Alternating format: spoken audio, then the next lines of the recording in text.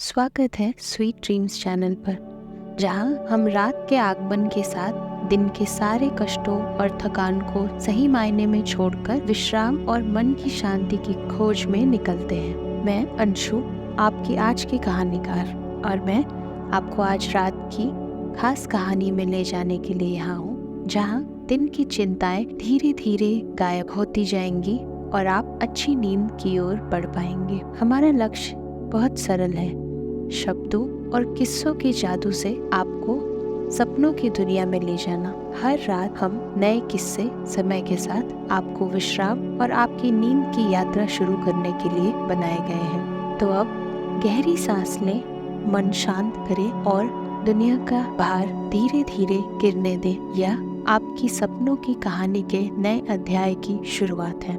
आज रात हमारे पास आपके लिए वास्तव में विशेष कहानी है, तो अपनी आंख बंद करें और यात्रा शुरू होने दें।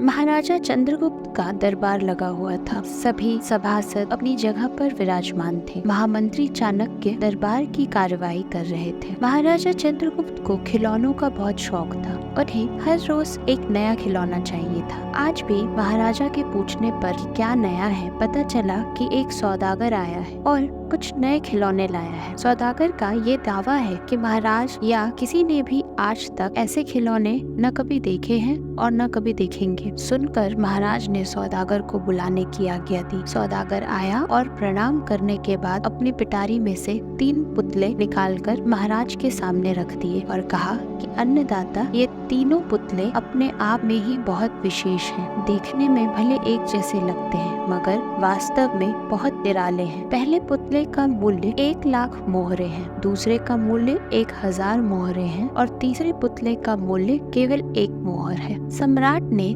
तीनों पुतलों को बड़े ध्यान से देखा। देखने में कोई अंतर नहीं लगा, फिर मूल्य में इतना अंतर क्यों? इस प्रश्न ने चंद्रगुप्त को बहुत परेशान कर दिया। हार के उसने सभासदों को पुतले दिए और कहा कि इनमें क्या अंतर है, मुझे बताओ। सभासदों ने तीनों पुतलों को घुमा फिरा कर सब तरफ से देखा, मगर किसी को भी इस गुत्थी को सुलझाने का जवाब नहीं मिला। चंद्रगुप्त ने जब देखा कि सभी चुप हैं, तो उसने वही प्रश्न अपने गुरु और महामंत्री चाणक्य से पूछा। चाणक्य ने पुतलों को बहुत ध्यान से देखा और दरबान को 3 तिनके ले लाने की आज्ञा दी। तिनके आने पर चाणक्य ने पहले पुतले के कान में तिनका डाला। सबने देखा कि तिनका सीधा पेट में चला गया।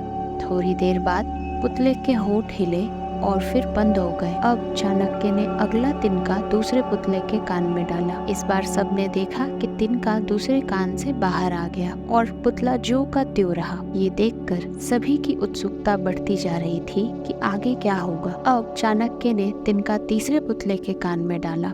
सबने देखा कि तिनका पुतले के मुंह से बाहर आ गया है और पुतले का मुंह एकदम खुल गया। पुतला बराबर हिल रहा है, जैसे कुछ कहना चाहता हो। चंद्रगुप्त के पूछने पर कि ये सब क्या है और इन पुतलों का मूल्य अलग अलग क्यों है, चाणक्य ने उत्तर दिया, राजन, चित्रवान सदा सुनी सुनाई बातों को अपने तक ही रखते हैं और उनकी पुष्टि करने के बाद ही अपना मुख खोलते हैं। यही उनकी महानता है। पहले पुतले में हमें यही ज्ञान मिलता है और यही कारण है कि इस पुतले का मूल्य 1 लाख मोहरे हैं। कुछ लोग सदा अपने में ही मग्न रहते हैं, हर बात अनसुना कर देते हैं। उन्हें अपनी वाह की कोई इच्छा नहीं होती। ऐसे लोग कभी किसी को हानि नहीं पहुंचाते। दूसरे पुतले से हमें ये ज्ञान मिलता है और यही कारण है कि इस पुतले का मूल्य 1000 मोहरे हैं। कुछ लोग कान के कच्चे और पेट के हल्के होते हैं। कोई भी बात सुनी नहीं कि सारी दुनिया को शोर मचाकर बता देते हैं। इन्हें झूठ सच का कोई ज्ञान नहीं, बस मुंह खोलने से मतलब होता है। यही कारण है कि इस पुतले का मूल्य केवल 1 मोहर है। शुभ रात्रि।